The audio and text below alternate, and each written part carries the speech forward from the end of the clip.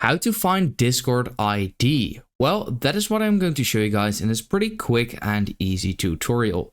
So if this video helped you out, let me know in the comments if it did, and then let's get started right away. So this can be done on both your phone and as well as your PC or a laptop. So what you basically want to do is click on the bottom right corner on your profile picture, scroll all the way down, or scroll to advanced settings, sorry. And here at the top, you want to make sure to enable developer mode. Now, once you actually have this enabled, what you can do is go back, go to a server or a chat. You want to make sure that you have sent some sort of message.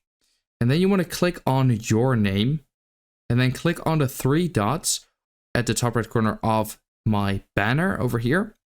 And then I actually have an option called copy user ID. So before you actually turned on developer mode, it only said copy username, but now it actually said copy user ID. So now that I've done that, I'll just paste it in here, and that is basically my ID. So yeah, that is basically it. So that is how to find Discord ID. I hope this video helped you out. Let me know in the comments if it did, and then I'll see you next time.